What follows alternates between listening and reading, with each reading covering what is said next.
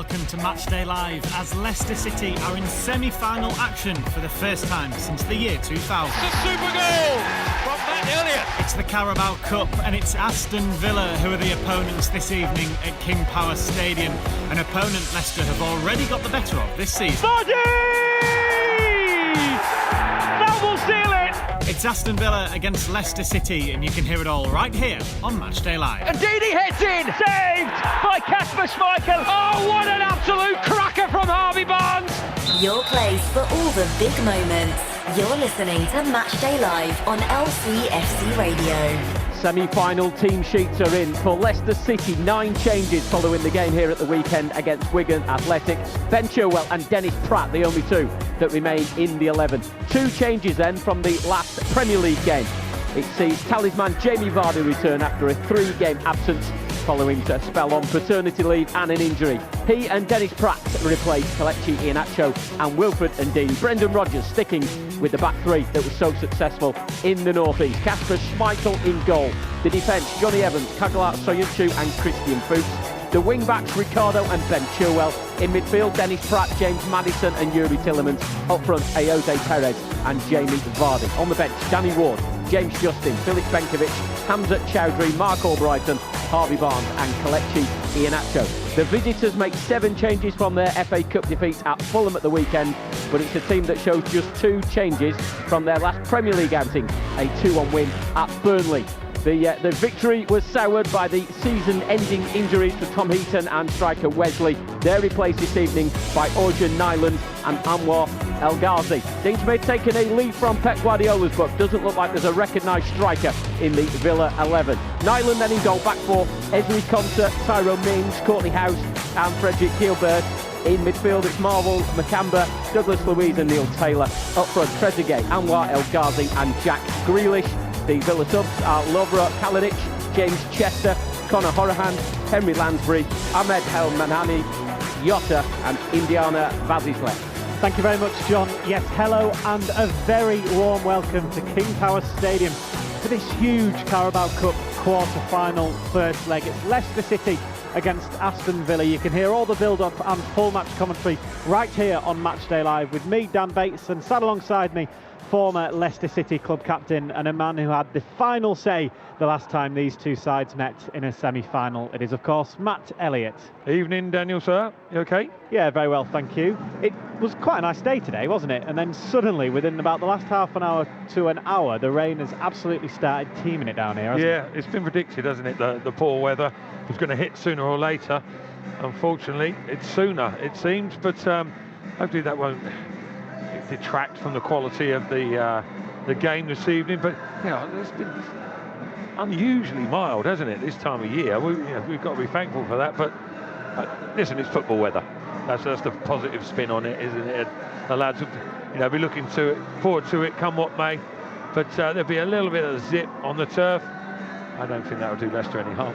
Yeah, Leicester won't really care. I guess the fans won't care either. They're already here inside King Power Stadium. A reminder, if you are listening before you come here to the game this evening, to get here around about 15 minutes before kick-off for a very exciting atmosphere building event and evening before kick-off here at 8 p.m. But the fans that are already in here, Matt, the excitement is massive, isn't it? First semi-final since you were the hero 20 years ago for Leicester City.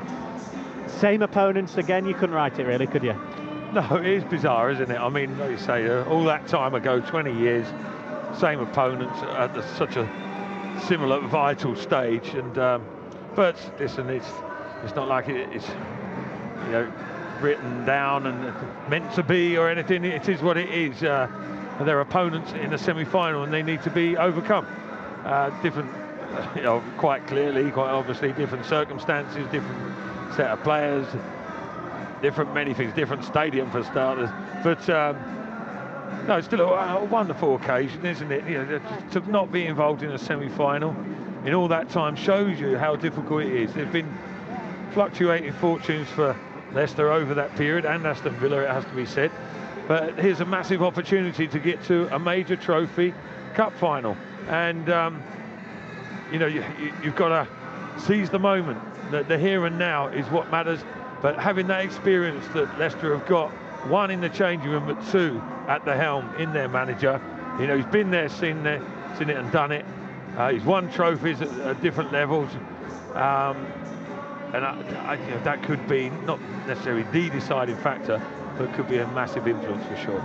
It's the opposite to how it was 20 years ago, though, in terms of the first and second leg. When you played, of course, it was at Filbert Street in the second leg that you became the hero and won 1-0. But this year, it's at home first for Leicester City. How much of a difference, and what will that play into the tie? Yeah, listen, totally different circumstances. There are, you know, little bits you can compare, I suppose, but you know, just in terms of the fact it's a two-legged semi-final in the same competition. Personally, I don't think it's much of an issue for Leicester. Ordinarily, I would be thinking, yeah, preferably you play away, perhaps settle yourself in the tie, ideally get a lead, who knows, or keep the deficit down to a minimum, then go for broke at home. But that carries its own hazards, doesn't it? I think, you know, if you're in a situation where you've got to go for the game in the second leg, you leave yourself open. And I think, listen, we never know, right? It's football. Crazy things can happen. But I can foresee Leicester getting a close-ish victory tonight. You know, the boys have said in the studio there, you know, 1-0, 2-0, 2-1, etc. You know, they don't expect Leicester to rip Villa apart, even though they are capable. But they'll go into that second leg, even if it's a draw tonight. I wouldn't be too concerned, too unsettled by it, because Villa at some stage, even if they're going to be patient and controlled themselves, which is something that we mentioned that Leicester need to do tonight, at some stage they're going to have to break open a little bit, going to venture and leave themselves a little bit open. And Leicester, as we know, are like the kings of capitalising on such situations, especially when they've got the knowledge and the know-how from the previous encounter not so long ago at Villa Park, when Leicester literally did rip Villa to pieces at times, and could have and should have been a larger margin of victory. Well, let's hear from one of the current squad then, a man who's on the bench this evening, Mark Albrighton. Said he's excited about the prospect of facing his old club. It's going to be a difficult game. Going to be a good game. The atmosphere will be electric as always here and under the lights. So we can expect a big occasion, but we need to again be professional and make sure that we don't slip up and make sure that we get the job done there as well. Obviously, he says it's going to be a difficult game because it is going to be a difficult game, Matt. No semi-final is ever easy, of course, but you look at the form of Aston Villa, and Leicester have to fancy their chances, you say, this evening, to try and take a good lead into that second leg. 100%, yeah. I mean, a little bit of a leveller, if that doesn't sound too strong a word, really, but, you know, in an encounter between two Premier League outfits. But without doubt, Leicester have got the upper hand in many aspects. One, the recent result and performance that we spoke about. You could see Villa were clutching at straws a little bit towards the end of that game, and they were quite happy just to lose by the 3 goals, go down to 4-1. That they were a level or two below Leicester, sort of individually and collectively, and it was almost not an embarrassment, but a realisation that, these boys are good, as in terms of the Leicester City boys. So that won't have disappeared just yet, and not for a little while.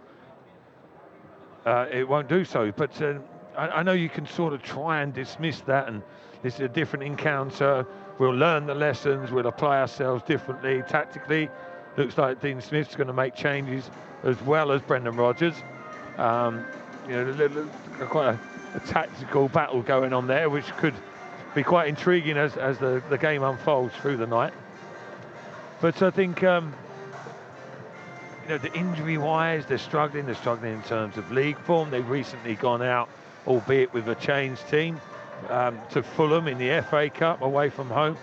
Leicester have had these same things to contend with, less so on the injury front, admittedly, but they've come through it pretty much with flying colours, bar the 2 results, obviously, against Man City, Liverpool. But even then, they've swallowed it. They've dusted themselves down, as they have done on a couple of occasions this season, and reacted in a hugely positive manner. And you fear for Villa tonight, not necessarily tonight, but over the course of the season. I think the rigours of all the challenges ahead of them could take their toll. I guess, well, it's a similar story last night. Obviously, the Manchester derby. It's a Midlands derby this evening. Does that play any part, do you think, when you get to this stage? Is it just a cup semi-final, or is there the local rivalry and bitterness involved there as well? Well, first and foremost, it's semi-final, isn't it? Be professional, get the job done, irrespective of the opposition. But I think there is an extra spice and edge to it. Yeah, I mean, it's not the fiercest derby in the world, is it, Leicester against Villa? It's not even officially the same region as in terms of East or West Midlands. We'd have to broaden it out a bit and generalise, but there's a little bit of rivalry there, probably more so in our day.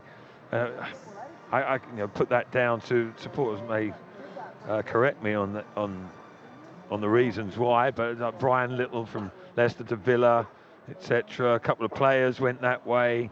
Mark Draper, Julian Joachim, Simon Grayson went. John Gregory, of course, Leicester Villa connection, and I think it just sort of generated a little bit of friction between the two, and then there used to be the impression that Aston Villa, rightly so, considered a bit more glamorous club at that time because of their past history and some of their players maybe a little bit higher profile, but those things slowly turned around a little bit, and tables have been turned. They were starting to be tipped over back in our day, and they've been turned right on their head, haven't they, these days? Even though Villa, are some way back to restoring their reputation to an extent, although I think they referred to just now, I think they're going to find it hard this season to stay in the division. But it's not a huge vitriolic sort of rivalry that is there, but without doubt gives it a little edge. So does it make any difference when you're playing the game? No, because you want to win the game of football, but you just take that little bit of extra pride and maybe a little bit of extra determination. Just to get one over a little bit. The fans get up for it more. If you're playing a team where there is a bit of a rival, you make a nice strong challenge. You're not one of their lads over, come away with the ball and play.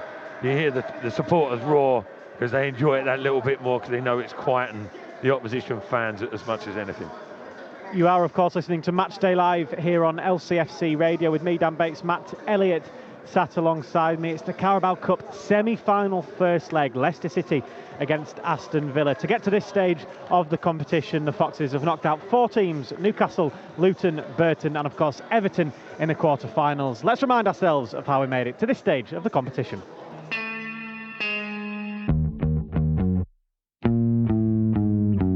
Leicester City's League Cup adventure starts on a cold summer's evening in the northeast, with Wembley and a League Cup final very much the intended final destination. Jamie Vardy to win it for Leicester City. He looks firmly at the ball as he begins his run up and sends Leicester into the next round of the competition. Stands with his arms outstretched. Kasper Schmeichel jumps on top of him, and he is swiftly joined by the rest of the Leicester players. And it comes towards Justin. It had to be, didn't it? What were the chances of that? On his Leicester City debut, James Justin returns to Kenilworth Road, and he gets applause from all 4 sides of this stadium. Maddison seals it for the Foxes, and a quarter-final tie awaits Leicester City.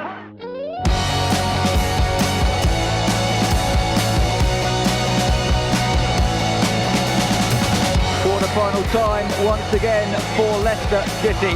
Welcome to a packed-out Goodison Park for the last 8 of the League Cup. Finding into James Maddison outside of the right boot. Majestic. Here is Maddison looking to turn provider. It's flicked on and in. It's Johnny Evans. Leicester City have 2 in double quick time.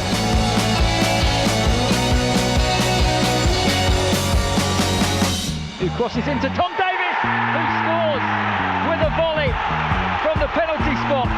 And Everton do have one back. It's helped out from Cenk Tosun to Leighton Baines on his left foot, 25 yards out. Oh, he's hit it into the top corner. Would you believe it? Leighton Baines with an absolute cracker, and it's 2-2. Schmeichel makes himself big. Tosun misses, went the same way. Schmeichel saves. Here it comes from Leighton Baines, saved by Kasper Schmeichel. Again he gets the right way. Jamie Vardy, here he comes, right-footed, scores! And Leicester City march on in the League Cup and into the semi-finals. If at 30 don't succeed, try and try again. Beaten twice on penalties in the last 2 years, but from the spot in the quarter-finals, Leicester City are finally victorious. Listen to every step of Leicester City's Carabao Cup campaign on LCFC Radio. Well, it's great listening back to that, Matt, isn't it, when you know how it's going to go. I mean, the penalties, again, twice they had to do it to get to this stage of the competition, and you thought back to quarter-finals in the previous 2 years, both to Manchester City, both defeats here at King Power Stadium on penalties, but it was different this year, and Jamie Vardy stepping up to win it at Goodison Park. What a moment that was to send Leicester through to the semis. Yeah, another ironic fact to consider is without going on about it, 20 years ago we went through 2 penalty shootouts as well along the way. Leicester doing the same. You know, there's quite a few little similarities that you can tie together, and you do start to wonder. But yeah, listen, there's every chance that whoever gets the victory over these 2 legs has the ominous prospect of Man City lurking at Wembley, though, doesn't it? After last night, you would strongly fancy Man City to go through and challenge again for the trophy. But you know, let's deal with those matters if and when they arise, and hopefully they will. But yeah, it's been disappointing to get to the quarter-final and end up facing Man City on 2 occasions and going out in penalty shootouts, especially when the general feeling was if Leicester just applied a little bit more focus in whether, not necessarily in the performance and tactics, but in terms of the personnel, the team was switched around when it didn't have the strength in depth and versatility that it has now.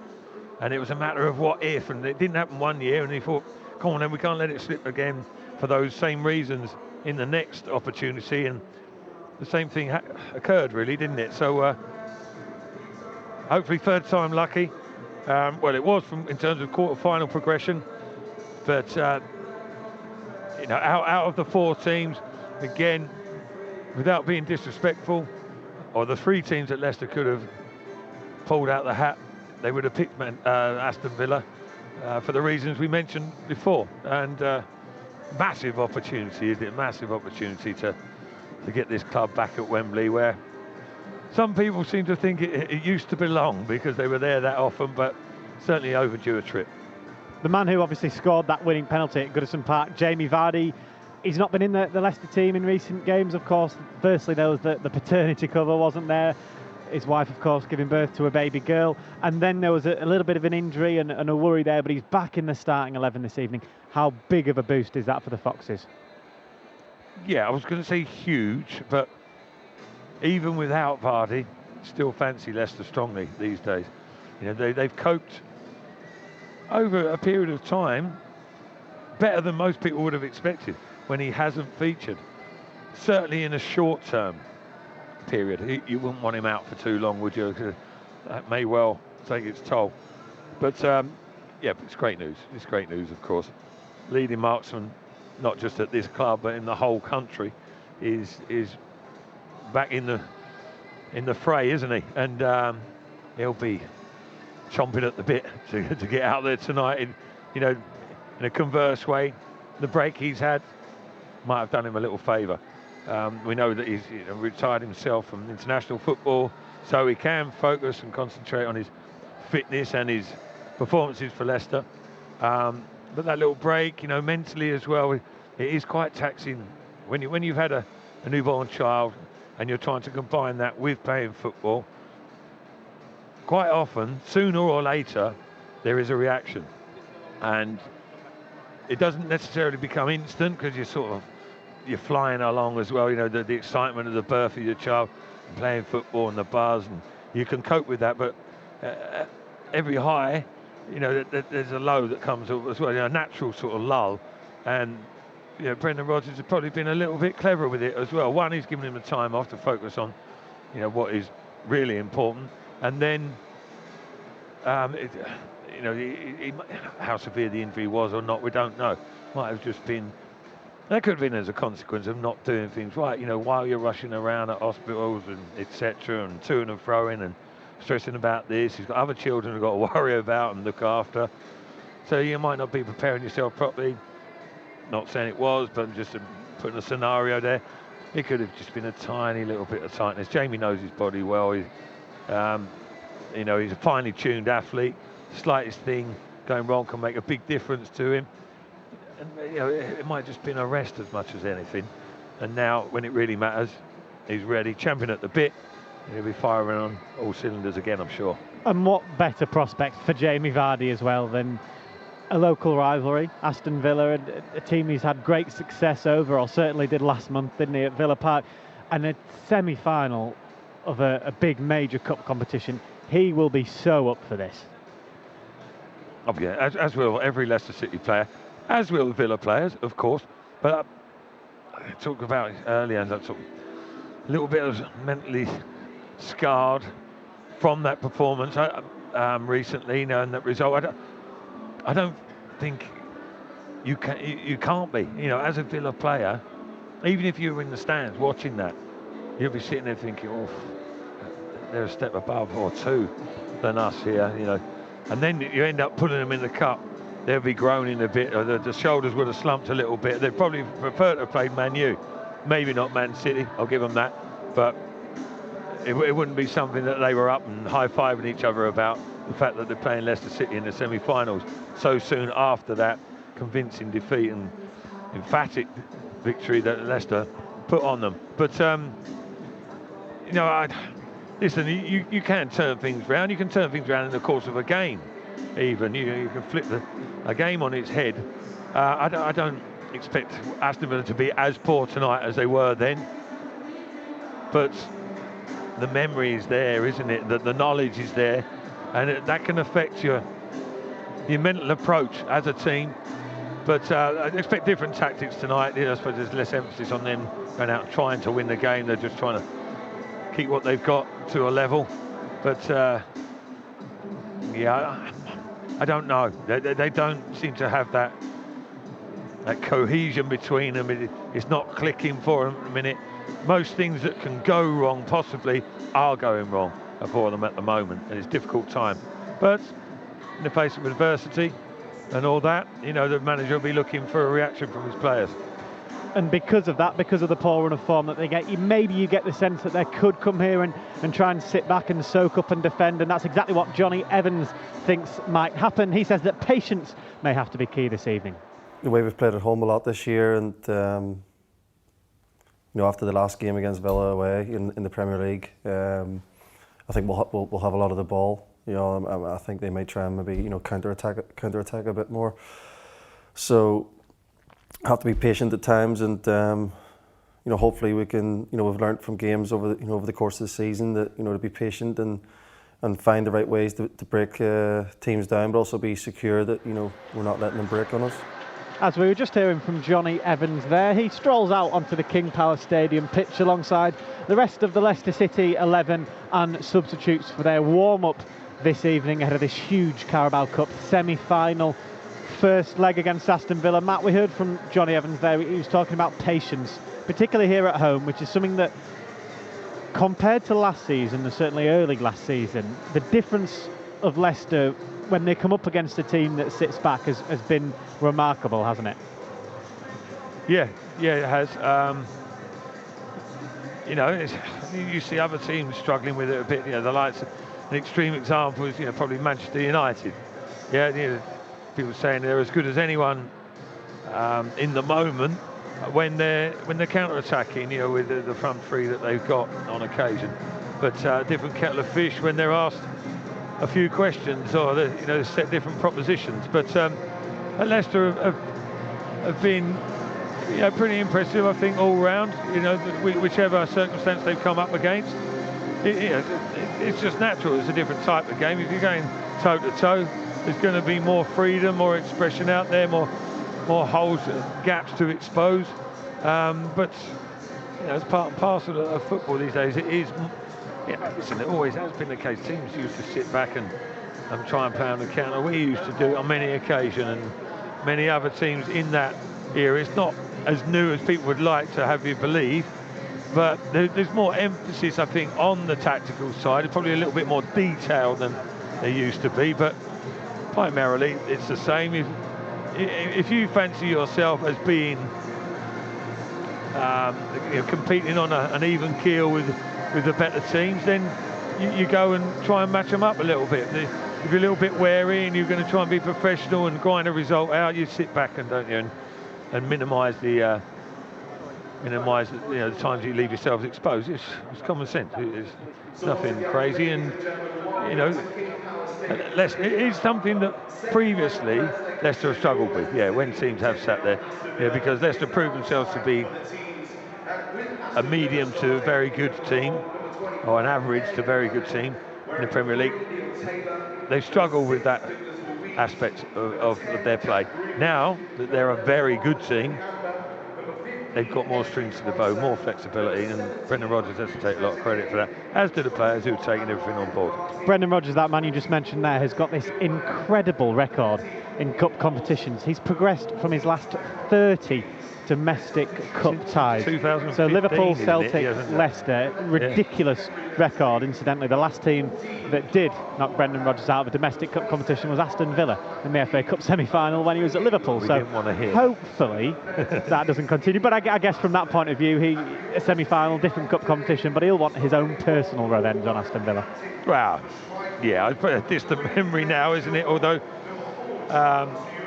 I'm sure it still rankles with him. Yeah, as do any defeat. Players, in particular managers, don't like losing at any stage, but especially in those big game situations. But he's had his fair share of success since, hasn't he, Brendan? And long may it continue, sir. Long may it continue. Indeed. Well, King Power Stadium itself is starting to fill up. You can feel the excitement, feel the atmosphere of the first semi-final in 20 years for Leicester City, and the Leicester fans have responded. They're already, a lot of them, in their seats ahead of kick-off. We're just over half an hour away. A reminder, if you're listening in, maybe in the concourse or around King Power Stadium, to get into your seats 15 minutes before kick-off for the light show that will be seen at 7:45. And of course, bring your voices this evening, because you'll certainly need it. And Johnny Evans was asked how important a role the fans will have to play in this first leg. Yeah, always crucial. I think at home at the King Power, we've always tried to make sure that we give them something to shout about. We're playing good football, high pressing, and hopefully the fans get behind us. And they've been fantastic with us, so far this season. And I'm sure they'll continue that on. And like I say, it's a cup final, semi-final, or cup semi-final, and they'll be wanting to progress as much as us. And I'm sure the atmosphere will be electric. There's Johnny Evans there, Matt, speaking about the atmosphere tonight. We've already spoken about it, but that semi-final a few years ago, 20 years ago, I know it was Filbert Street, I know it was a different ground, but a lot of the fans that are inside King Power Stadium will have been there 20 years ago. How much of a role for you as a player that evening did they play? Yeah, always huge, particularly in big games and cup ties. It was a different feel, different scenario at Filbert Street.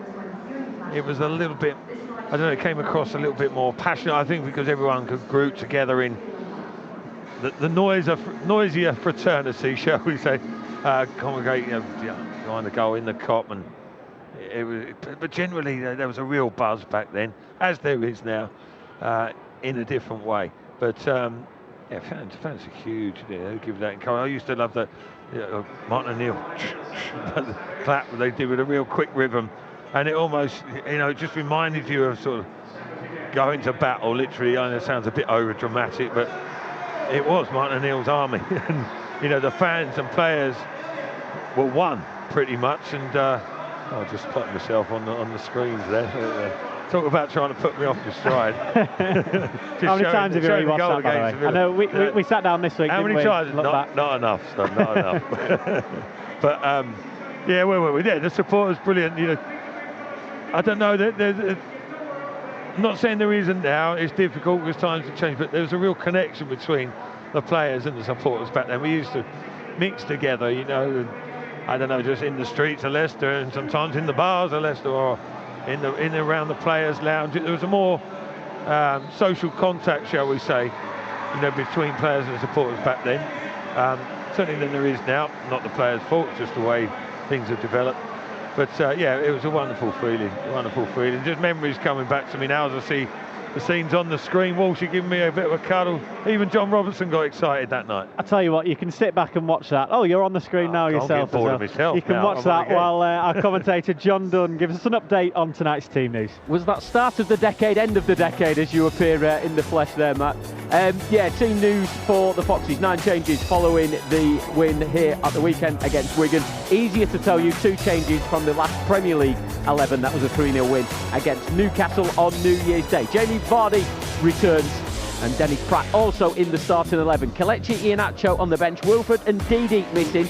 Brendan Rodgers saying in his pre-match press conference or his interview earlier that he picked up a knock in training yesterday. It's going to mean he needs a slight operation, but he's hoping that will only be a matter of weeks.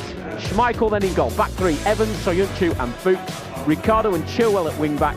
Pratt, Maddison, Tillemans in midfield. Perez and Vardy up front. On the bench, Ward, Justin, Benkovic, Chowdhury, Albrighton, Barnes and Iheanacho. For Villa, 7 changes from their FA Cup side, but also 2 changes from their last league game. A 2-1 win at Turf Moor against Burnley. It saw Tom Heaton and Wesley pick up season-ending injuries. Orjan Nyland is in goal. Anwar El Ghazi plays up front. Nyland the goalkeeper. Back for Zonza, Mings, Hawes and Gilbert. Midfield of Nakamba, Luis and Taylor. Trezeguet, El Ghazi and Grealish is the front 3.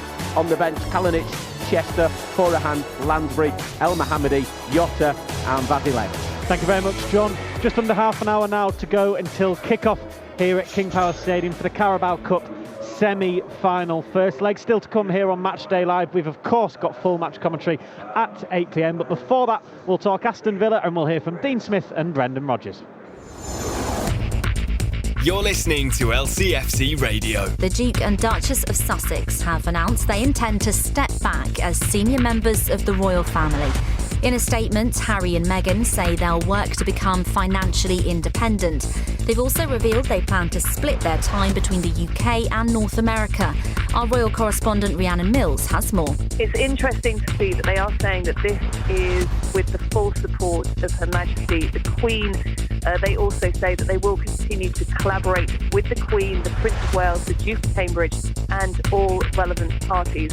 The US president's confirmed no Americans were killed in missile attacks by Iran last night. We suffered no casualties.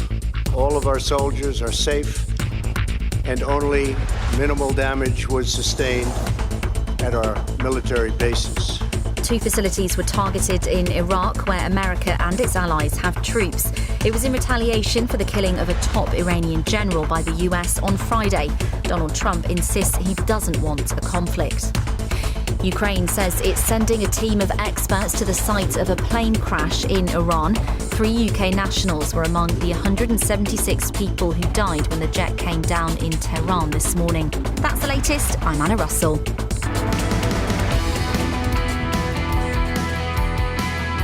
The only place you can listen to every Leicester City match online.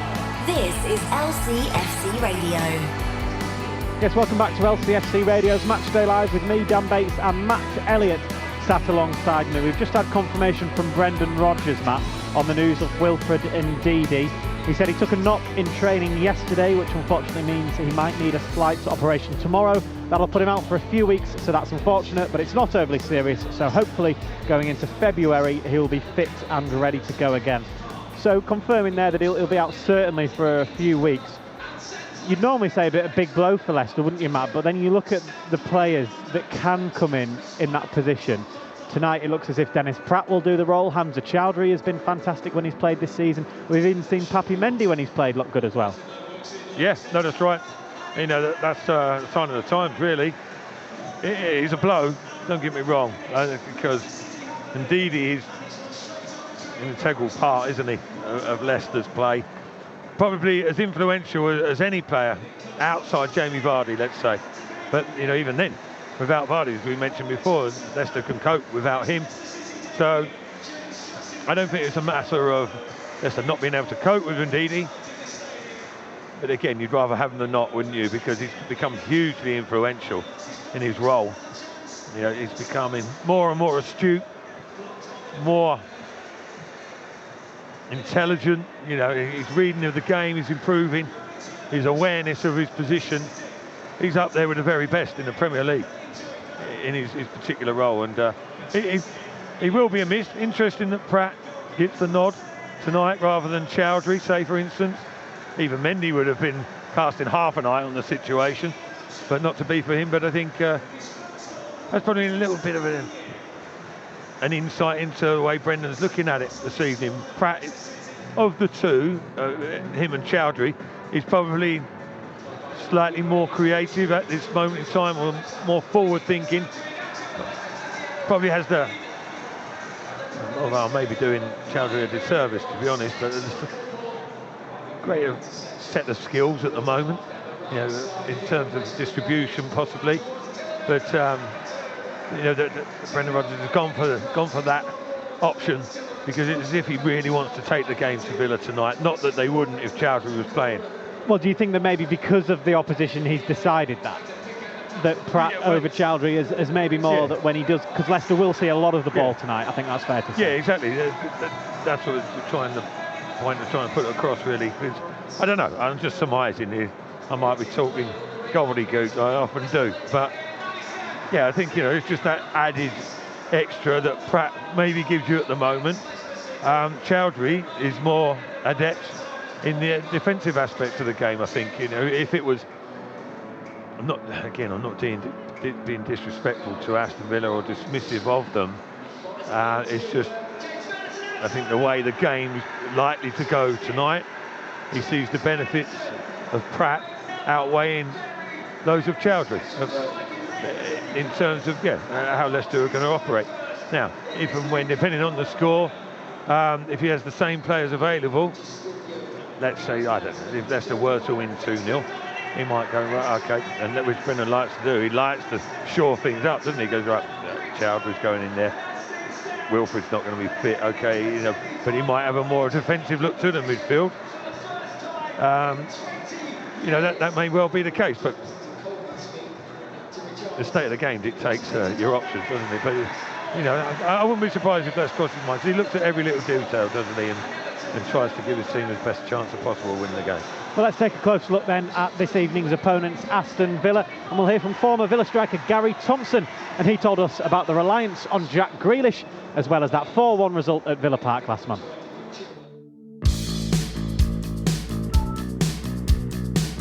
By far the better team a month ago, and ever since then our whole worlds fell apart. I mean, up to then we've been competitive, we've done well in most of the games, even games we'd lost. I think we hadn't turned up twice during the season.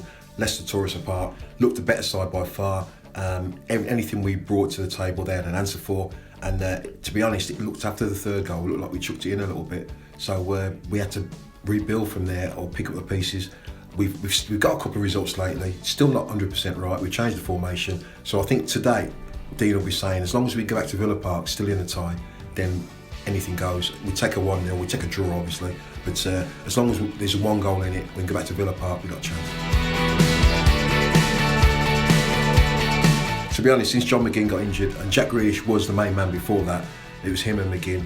Since then it's just been pure Jack. Obviously, Wesley getting injured, you can just see, basically lately all we've been doing is giving it to Jack, hoping he can work the oracle, get us out of trouble, because Trezeguet and El Ghazi, in fits and flashes, they've done little bits, but not enough consistently. So we need more goal power from other areas. We need set pieces, we need goals from different areas. We can't just rely on Jack, because if Jack gets injured tonight, then we're in a whole world of pain. We've got Man City on Sunday, so we need to find other avenues of scoring. The formation change has made it easier to win the ball higher up the pitch, but against a team like Leicester, you've got to be so careful doing that, because, as I said, spacing behind Vardy will kill you.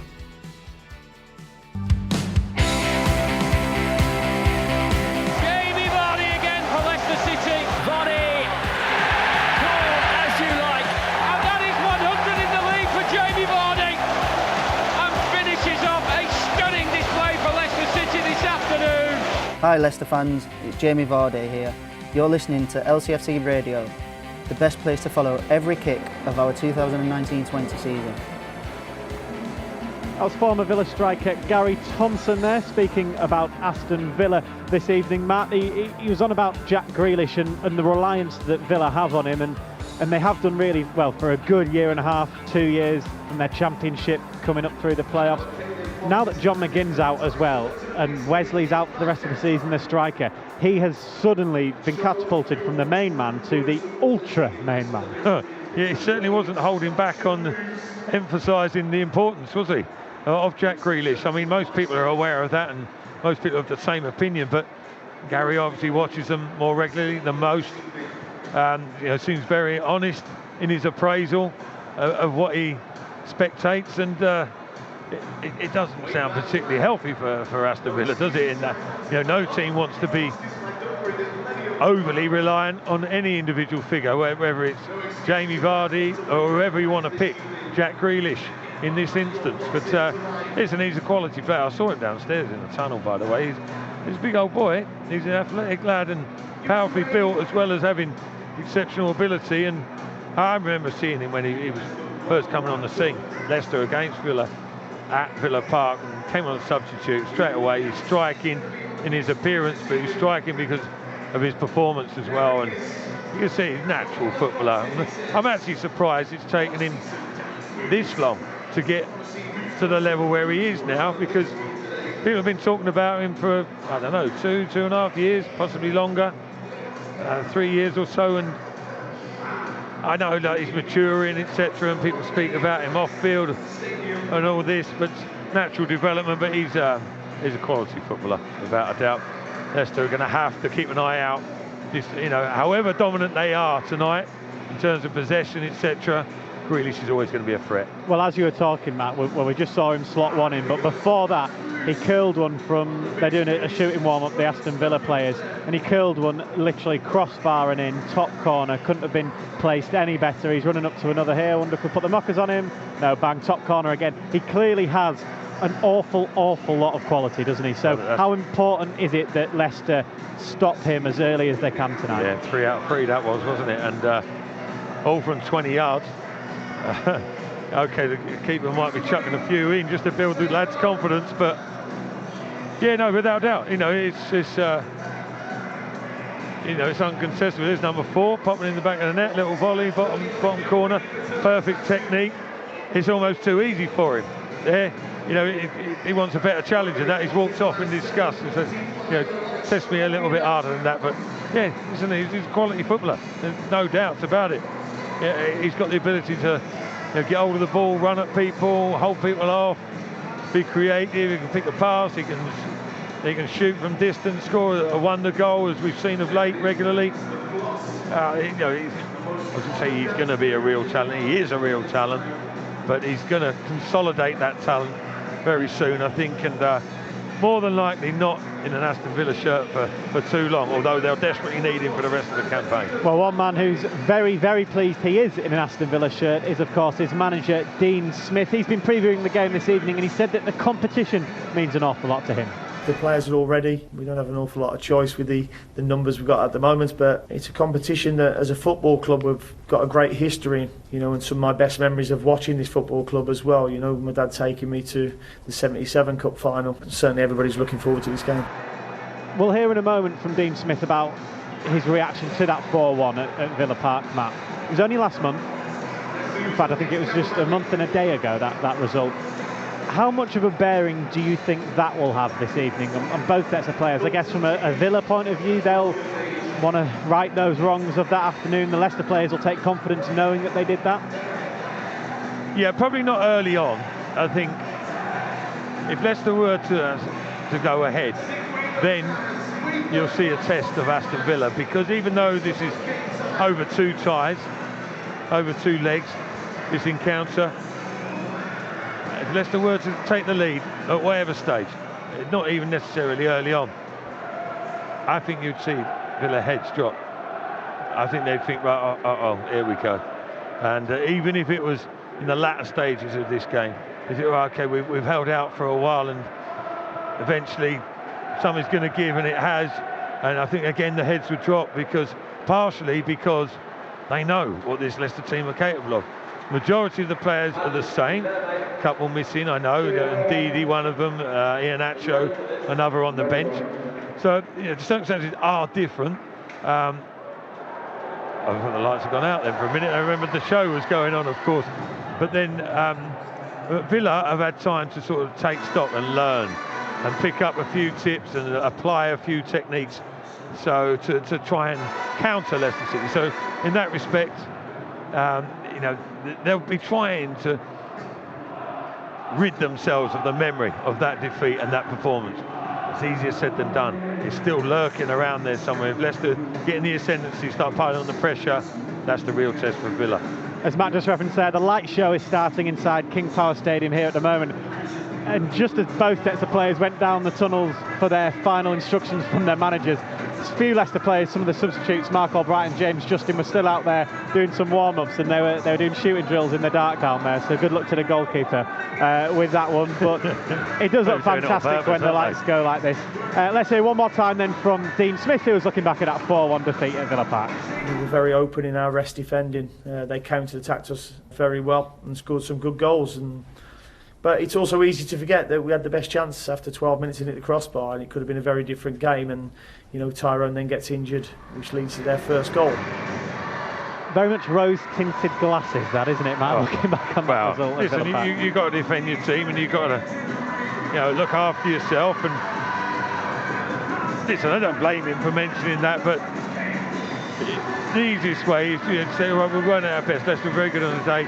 We weren't at our best. Put it down to you playing poorly rather than how good Leicester were. It was a combination of the two.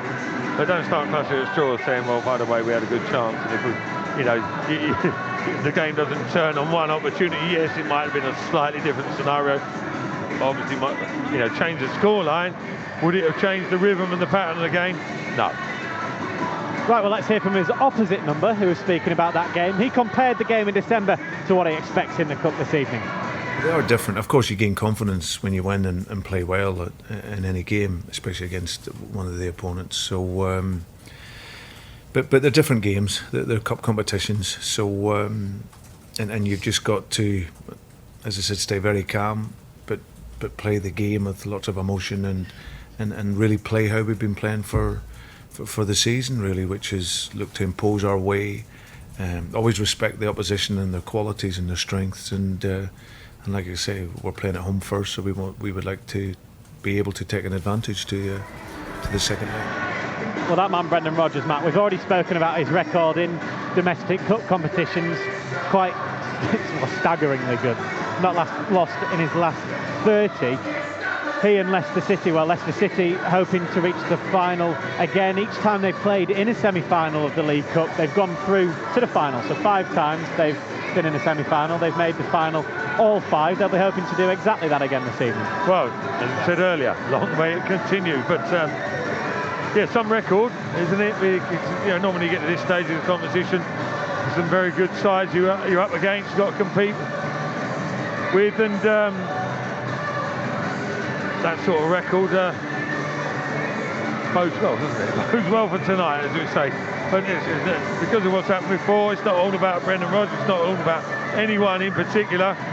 What they've done before, it may have a slight impact on tonight about how you approach it, how you go about your business. But at the end of the day, it's an individual situation. I was going to say isolated, if the 2 legs can be isolated, but it's an isolated tie. Clean slate as far as Villa are concerned. That's what they'll be hoping for, although I still think the scars will be there in their memories, and Leicester need to take it to them, not rest on their laurels and listen to all the hype and the predictions about them.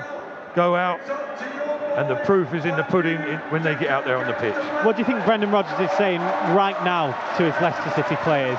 Is he approaching it saying 2 good performances, you're at Wembley, or does he say this is another 90 minutes of football? Yeah, I think he'll be giving them that extra edge. Be reassuring them, reminding them of what they do on the training field, that they carry on to the pitch, that they've done so brilliantly for the majority of the time. This campaign more often than not, but then enjoy the atmosphere, enjoy the occasion, because this is going to be the start of many big occasions, hopefully. You know, playing in Europe, playing in Champions League, playing in cup finals, semi-finals, playing for the challenge for high positions in the in the Premier League. And you know, this is all part and parcel of what they want to do. So get the players excited, champion at the bit, hungry for more. But remember to maintain your focus as well. Yeah, he was asked in the build-up to this game, what chances Leicester have of winning the Carabao Cup? We've got to get to the final first. That's our objective. We know that we've got a tough game over 2 legs, and Aston Villa are a good side, good players that can hurt you. So for us, our focus is very much on getting to the final. Then, of course, when you get there, then you know it's a 50-50 chance. So, but like I say, it's the players have been brilliant up until this point. We've had away games every round of this tournament. So this is nice for us to have the first leg at home, and we want to go and hopefully create some sort of advantage to take to Villa Park. Matt, as we heard from Brendan at the beginning of that little snippet there, he was asked what chances he and Leicester have of winning it, and straight away, and he did it throughout his press conference really ahead of the game, was, well, no, we're not in the final yet. We've got to get to the final first. We've got to beat Aston Villa over 2 legs to get to the final first. They may be favourites, but they've still got to get the job done in these 2 legs. Well, quite right too, and I think a few people are guilty of getting a little bit carried away, to be honest. Perhaps ahead of themselves is a better terminology. I don't think anyone's assuming anything right now, but they can't help but look forward to the prospect of Wembley. That's fair enough in itself, but we're still 2 games away from that, 90 minutes plus on both occasions. And you know, there's a lot of blood, sweat and tears to be sacrificed before you can go celebrating anywhere. So to talk about actually winning it is a little bit foolhardy right now, and that's a no-brainer for Brendan. You know, straight away in his head he's like, well, the alarm bell's ringing. What are you talking about, winning it? Even if you do get through, you've got the prospect of one of the Man United clubs, one of the Manchester clubs waiting for you. So, and we all know what a tough task that will be. So concentrate on the job in hand, as is always the case. And he has so much experience of that, doesn't he, during his time, mainly at Celtic, of these semi-finals in big competitions, because he then knows that the semi-final isn't the final. They can't win it at the semi-final, but they can lose it in the semi-final because they cannot get to the final. They can't get to Wembley. There's a lot of finals in there somewhere. Hopefully they end up in the main final, yeah. But I think I know what you mean, Tracy. Yeah, that was... in the day, he can put his mark on, his stamp on what the players are aiming to do, and he can give them advice, encouragement, give them that experience, so he can have an effect. At the end of the day, it's how the players cope with the situation. He can help them with the things that he's gone through in his career, the situations that he's been at the helm of, and they'll take great confidence from that, I think. Yeah, just little tips here and there, little ways of approaching.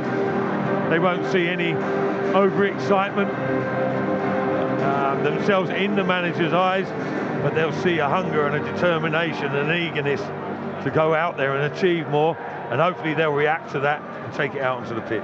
Which you hope that they will, and this group, obviously, a lot of them have experience of winning the Premier League, but cup competitions are very different to that.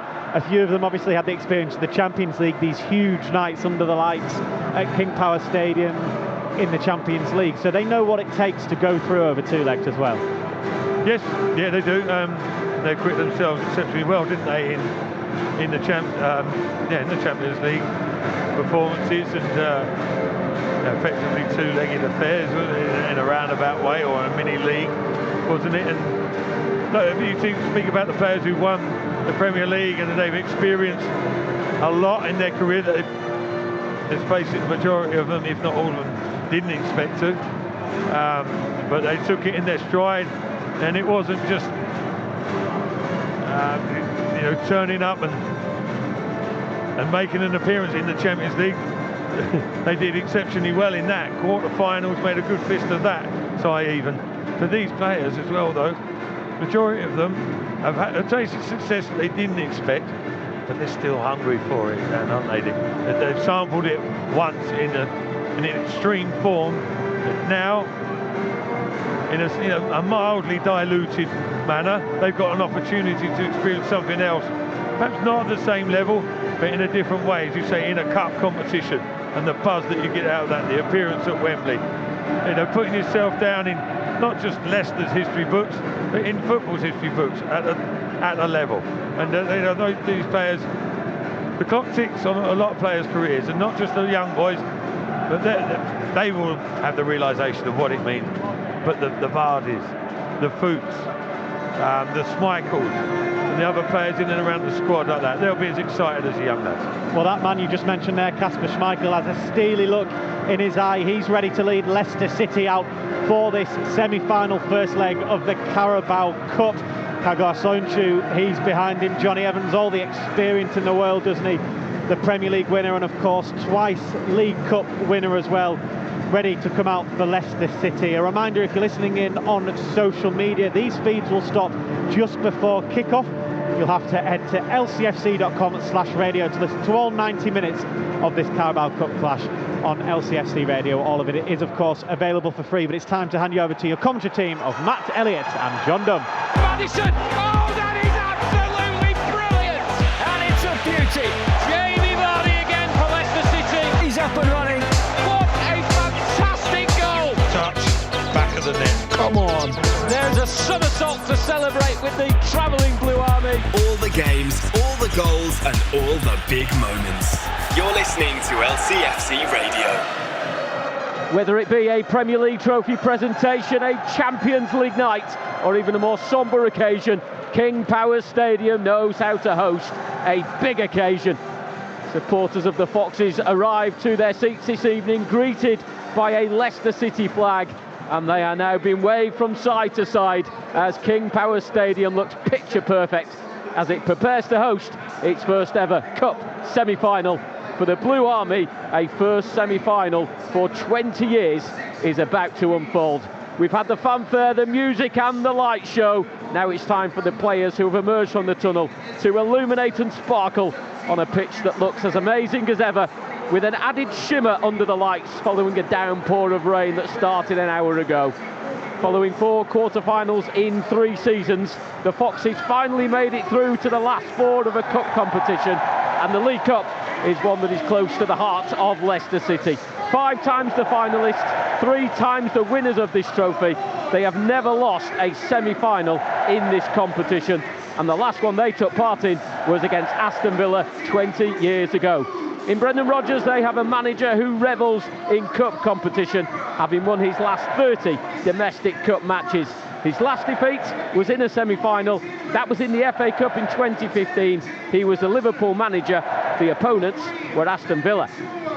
Only Liverpool and Manchester United have taken part in more League Cup finals than Villa. 5 times winners. Their last semi-final was in 2013 when they were beaten by League One Bradford. They are the highest scorers in the tournament this season. The Villas will be out for revenge following the Foxes' 4-1 Premier League win at Villa Park in early December.